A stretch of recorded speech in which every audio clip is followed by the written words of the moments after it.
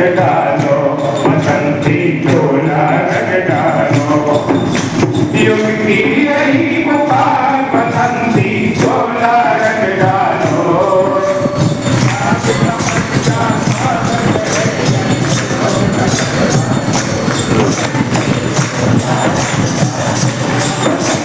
चोला रंग डालो। भूल गए हम अपना और गए अनैसे हाथ, भैया गए अनैसे हाथ।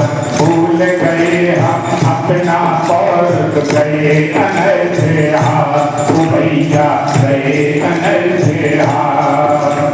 हुए संकुचित हृदय हमारे, बन बैठे अनुदार, वो बहनों बन बैठे अनुदार।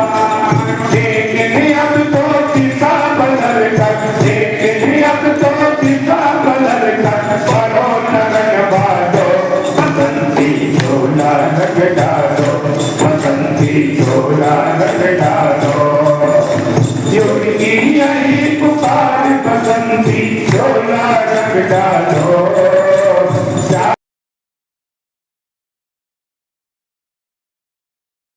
हो जाए गायत्री महामंत्र एक साथ मन को शांत करें। ओम भूर्भुवः स्वः तत्सवितुर्वरेण्यं भर्गो देवस्य धीमहि धियो यो नः प्रचोदयात्। पवित्रीकरणम्। ओम पवित्रः पवित्र पुंडरीकाक्षः पुनातु पुंडरीकाक्षः पुनातु। आए जिनके पास सामने संभव हो, हाथ में अच्छे पुष्प दिए हो तो ले ले, नहीं तो हाथ जोड़े सामने देखे। परंतु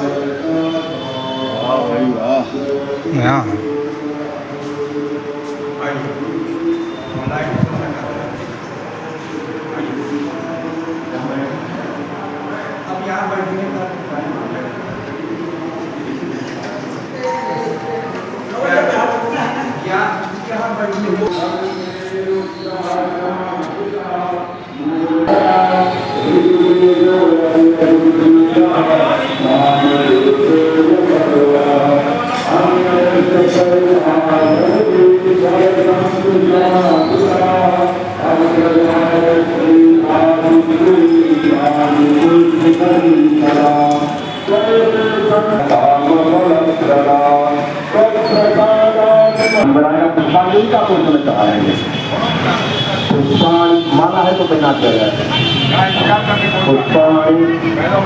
कहते हैं कभी कुकिल कपटी कपूर अगर कहते हैं तो माँ भी कहती है हमारे बच्चे हैं, हम इनको बराबर कहीं पीछे रहने नहीं देंगे। तो मेरे भाई बहनों, इस परीक्षा की घड़ी में दिन रात आप भी 1.25 लक्ष का गायत्री मंत्र जप कर डालिए, तभी उस गेट में घुस पाएंगे। जन्म शताब्दी समारोह का ये न्योता भी लेकर के हम चल रहे हैं माता जी का। कितने लोग जन्म शताब्दी में आएंगे भाई माता जी की जन्मदिन में? हाथ उठा के एक बार भाई बोलिए। अरे माँ आपके दरवाजे पे खड़ी है, कब तक चिल्लाएगी वो आपकी? चलिए आप हमारे यहाँ। ये माता जी इसीलिए आई है सूक्ष्म रूप से, आप उनकी आवाज को पहचानिए। ये निमंत्रण ही बांटा जा रहा है, आप निमंत्रण को स्वीकारिए। और उसमें आने के लिए जो दंड पिंड होना है वो शर्तें यही है, जो 1.25 लक्ष का जब करेंगे वही माता जी के जन्मदिन में जाएंगे। आप भी करो, अपने साथ 5-5 लोगों को भी तैयार करो। इतने नहीं, एक चक्र के कितने भाइयों बहनों को मालूम? मस्ती चक्र बिहार श्री गणेश शुक्ला, वो अपने एक बड़े सिद्ध गुरु से उन्होंने दीक्षा ली। वो बहुत ही माने हुए सिद्ध संतों में थे। उनका शरीर छूट गया, लगभग 2 महीने बाद वो स्वप्न में आते। स्वप्न में आने के बाद वो कहते हैं रमेश चंद्र मेरी मुक्ति नहीं हुई। गुरुदेव आपकी मुक्ति नहीं हुई, आप दूसरों को मुक्त कर देना। बोले बात ऐसी है कि सामान्य लोगों की मुक्ति तो संत करते हैं, लेकिन संतों की अगर कोई गलती हो जाए तो वो संसार के चक्कर में फंस जाए, तब उसकी मुक्ति का अधिकार केवल परमात्मा को, अवतार को होगा। अवतार केवल अवतार कर सकता है। अवतार तो कल की भगवान कब जन्म लेंगे, कब होगा, सबने बात कर रही। देखा नहीं, इस युग के अवतार पंडित श्री राम शर्मा आचार्य। यदि आप उनको जिस कोठरी में हमने शरीर छोड़ा है, यदि उसमें आप उनको बुला लें, यदि वो यहाँ आ गए तो हमारी मुक्ति हो जाए। तो उन्होंने कहा कि तो हम जरूर बुलाएंगे। बोले लेकिन वो ऐसे नहीं आएंगे। जो सूक्ष्म जगत का विधान बना है वो विधान ये है कि उनको बुलाने के लिए तुम्हें 5 साल 5 गायत्री महामंत्र के महापुष्करण करने पड़ेंगे। 66 माला रोजाना गायत्री मंत्र की करना पड़ेगा। उन्होंने कहा गुरुवर आपके लिए मैं सब कुछ करने के लिए तैयार हूं। उन्होंने अगले दिन से अनुष्ठान शुरू कर दिया। 5 महापुरुषों का 3 साल पूरे हुए। 3 साल बाद उनके मन में संदेह पैदा हुआ। मैंने स्वप्न देखा, स्वप्न में गुरु जी से बात हुई तो आप अनुष्ठान शुरू कर दिया। अब ये झूठ है कि सही है कि हम लगे पड़े हैं ऐसे ही। तो उन्होंने अखंड ज्योति पत्रिका में गुरुदेव का पता आता था, उस पते पर गुरुदेव को पत्र भेज दिया और पूरी अपने क्षेत्र की हमारे यहाँ की ये समस्याएं हैं, वो समस्याएं हैं। कोई गायत्री नहीं जानता, कोई यज्ञ नहीं जानता।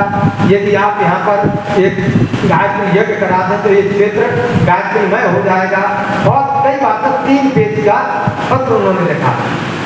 ये घटना बिल्कुल नहीं लिखी कि हमारे गुरु स्वप्न में आए और उनके स्वप्न के आधार पर हम 5 साल की साधना करते हैं, ये बात नहीं लिखी। परम पूज्य गुरुदेव का 3 पेज के उत्तर का 3 लाइन में उत्तर आया और वो देखते हैं गुरुदेव बेटा आप चिरंजीव रहे, प्रसन्न रहे, अभी तुम्हारी साधना के 2 वर्ष शेष है, इसके बाद मैं आऊँगा। अब ये जब एक पत्र पढ़ा, अब इनके रोंगटे खड़े हो। उन्होंने कहा कि अरे ये तो सब पता है। तो फिर उन्होंने 2 वर्ष और अपनी साधना की। 5 वर्ष पूर्ण होने पर फिर बुलाया तो गुरुदेव आए। उसी कोठरी में जहाँ उनके कुछ शरीर छोड़ा था वहाँ पर गए। आधा घंटे बाद गुरुदेव ने कहा शुक्ला जी मिलना हो तो मिलिए। उन्होंने कहा किससे मिलना के आइए।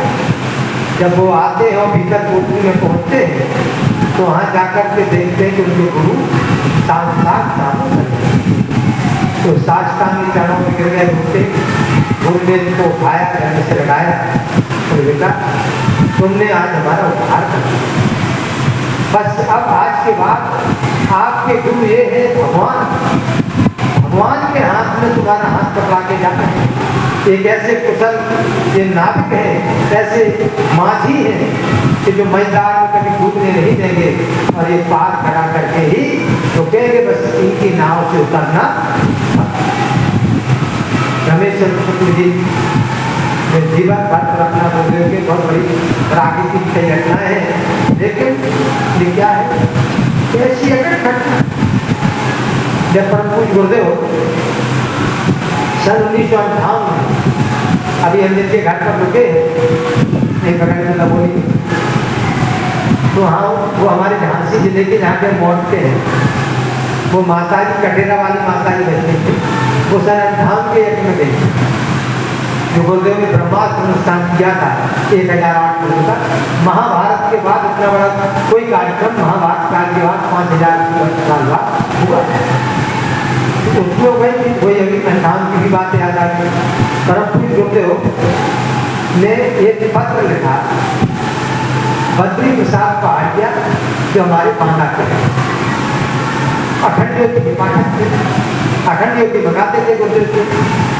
उनको लिखा कि हम एक बड़ा यज्ञ कराने जा रहे हैं उसमें कुछ जिम्मेदारी आप पर सौंपना है, आपसे हम विचार विमर्श करना चाहते हैं, आप हमारे पास आए।